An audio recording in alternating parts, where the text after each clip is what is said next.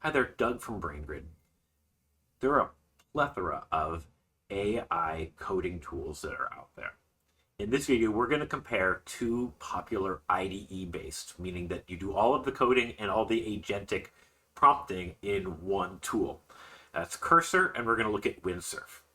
Now, to test these two applications, we're going to take a popular open source repository, and we're going to use Formbricks.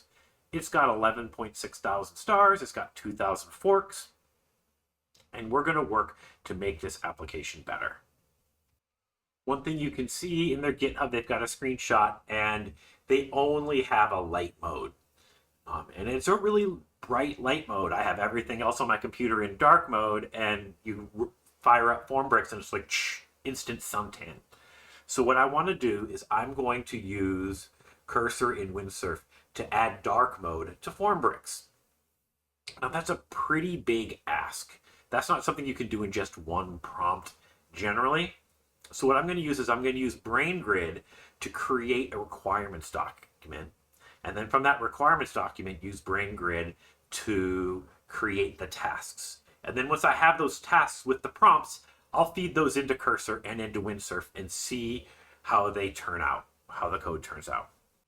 Okay, so we're here inside the BrainGrid dashboard, and my eyes aren't strained. It's in dark mode. I'm happy. I've connected my fork of Formbricks into BrainGrid. And you can see here I've already created requirements in a task. So let's look at those. Let's see what I created. What I did is I asked BrainGrid that I want to add dark mode into the application. What's neat about BrainGrid, rather than just going in and creating the code and just like blasting away at it, is it looks at it and then says, hey, are you sure that's all you want to do? And so it said, it asked me what parts of the app should have dark mode. And I kind of said everything. How can they switch? Should it be automatic based on like my computer's in dark mode? Should it just automatically do dark mode? And or should there be a toggle button? And I said, hey, give us both. For surveys, it should inherit from the system response. And then it asked, how should we build it? What are some of the things we should do to build it? And it came up with a requirements documentation that's really detailed and walks through how it should work. And then it came up with 9 tasks to complete. So what we're going to do is we're going to take these 9 tasks and we're going to feed them into Cursor, and we're going to feed them into Windsurf, and we're going to see how they implement the code. So here we are in Cursor, and the code is over here on the right, and over here to the left is where we chat with our agent. And I've connected the BrainGrid MCP, the Model Context Protocol, into Cursor. So when I say, hey, implement the tasks in Project 4 Requirements 1, it knows exactly what I mean. It knows it is BrainGrid and where to find them. And it grabs them, reads them, and then it starts implementing. And then after it does 3 tasks, it checks in. Hey, I finished the first 3. Should I keep going? I said, keep going. You completed 2 more. It said, hey, I've completed 1 through 5. Here are the last ones. Should I keep going? And I said, yes, keep going.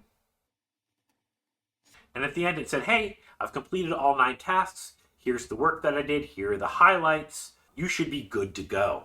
And so, of course, what I did is I took the code and I started it up, and there were a couple small errors. There was something about something was a string. It was a Boolean. There was just some small compilation errors. I pasted that in there. It fixed it. And it had a problem with the next themes that it wasn't actually using, so it removed them. And so let's see what Cursor built. So I'm here at Formbricks with the version that Cursor's created. And if you notice in the upper right-hand corner, we have the toggle to switch it from light mode to dark mode to system mode. Now, a couple things I noticed is like this logo isn't quite right. The Formbricks logo isn't right. And I can't read this text. This text probably needs to be white. When I go to some of the other pages, we can see that it's not completely dark mode. But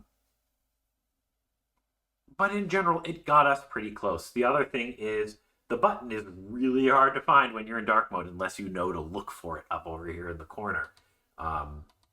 But in general, with the tasks that were provided it from BrainGrid, we came very, very close to Formbricks having a dashboard that worked in dark mode.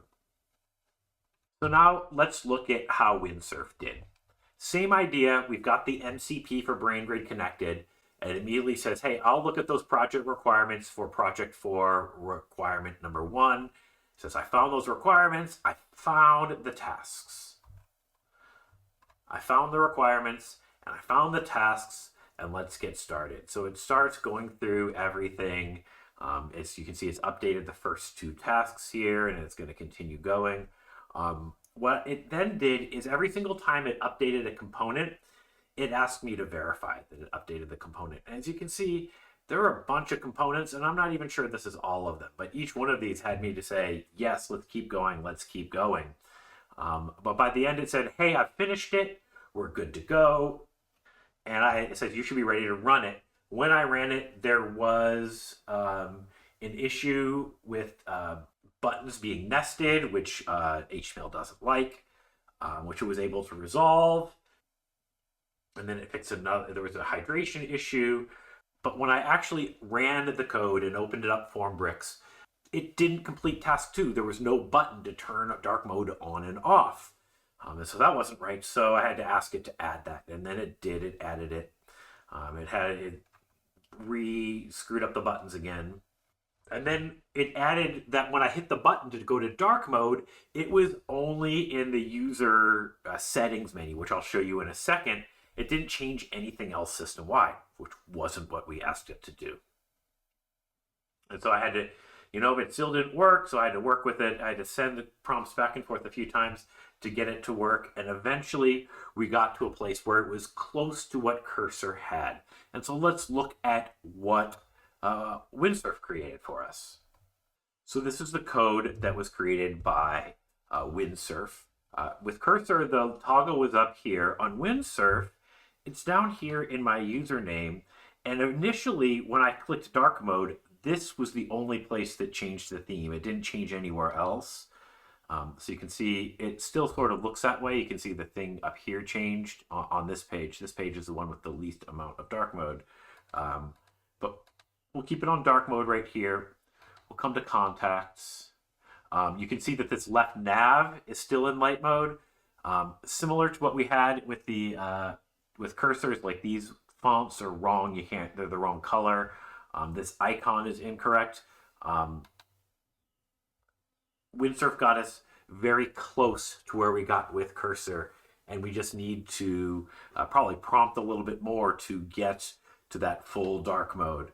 But I just wanted to show that it did get close with a little bit of additional prompting. I had to get this button to appear, and then I had to work with it to actually make this background dark. Again, you can see that it's hard to read some of this text. It just needs a little bit more prompting for better contrast. Now, both of these tools were pretty successful with the prompts that I gave it from BrainGrid. I'm pretty happy with what came up with just a little bit of work. I gave the requirement to BrainGrid. It came up with the tasks and the prompts, and then both Cursor and Windsurf got me pretty close. Obviously, there's a little bit more work to be done here. And I think that Cursor got me a little bit further with a little bit less, of me prodding it along. But both of them were actually pretty successful in getting me a dark mode version of this dashboard. We're really excited about the things that BrainGrid can help you do as a developer by providing the requirements and the prompts for your agentic coding, your vibe coding, to create these final products. Stay tuned for more videos like this, and thanks for watching.